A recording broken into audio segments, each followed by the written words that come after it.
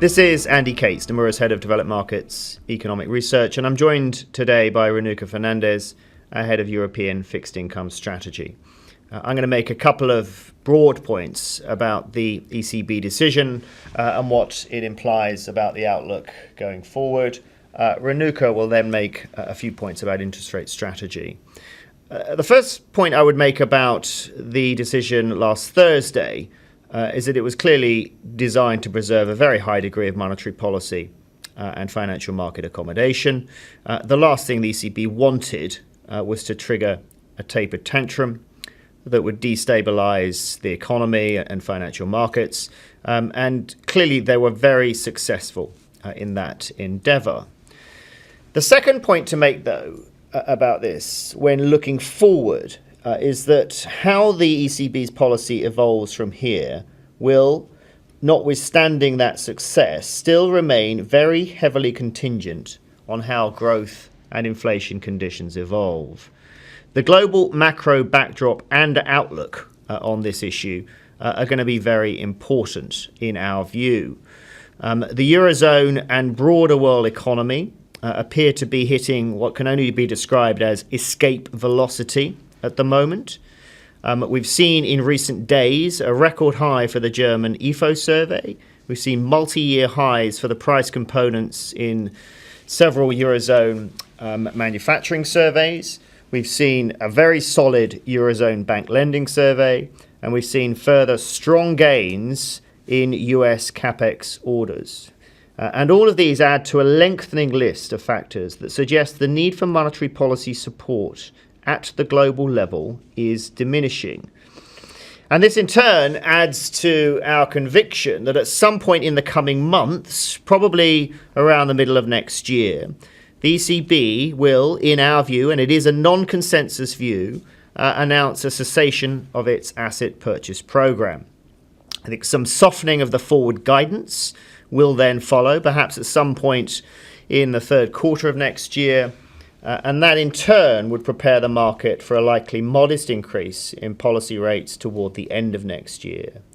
So in other words, being dovish in recent days does not, in our view, preclude a more hawkish tone and policy trajectory from the ECB a little further down the track. I think, if anything, it accentuates the risk. So with that, I'll hand over to Ranuca now for a few words on strategy. So I think what we got from the ECB meeting yesterday was very much in line with market expectations.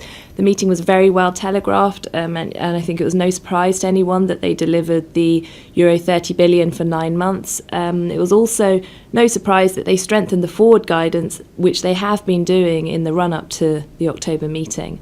So I think the theme that we've been running with on the rate side is that the ECB are not in the near term going to deliver anything that allows for a meaningful shift in the rate curve dynamics. I mean, central bank policy over the past 10 years has served to change the usual dynamics of rate curves, and the pre-crisis old dynamic was for a bull steepening, bear flattening, indicative of an active central bank mechanically guiding rates up and down.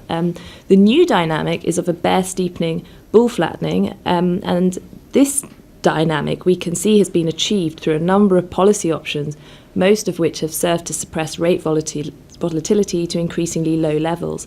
For the ECB in particular, it's been achieved through forward guidance in combination with superabundant levels of excess liquidity, resulting not only in an extreme and intentional anchoring of front-end rates, but a steady decline in rate volatility across the term structure. So the question for rate markets is, when will this dynamic change? And to answer this question, we need to look at the curve anchors, i.e. the excess liquidity and the forward guidance. Excess liquidity is currently at superabundant levels, close to 2 trillion, and it's set to rise. Including the end of this year and next, the ECB will likely deliver another 500 billion of QE and have maintained that they will continue to reinvest maturing bond principals as they come due. So even with the roll-off of the 4-year tiltros from June 2020 to early 2021, excess liquidity will still be far in excess of 1 trillion through to at least end 2018. So it's worth remembering that it's not until this number reduces down to around a quarter of that the own-year depot spread begins to tighten. So this curve anchor then is intact and it's not going to shift in the near to medium term. The other anchor is the forward guidance, and the ECB have been very explicit in explaining the purpose of the forward guidance, which is is as an enabling condition. It's there to allow the APP to exert its full impact. So for now, the forward guidance is also intact, particularly so while the ECB are engaging in asset purchases. So to summarise, breakout moves in rates are not possible at the moment, and it's far too early to position for a normalisation in rate curves.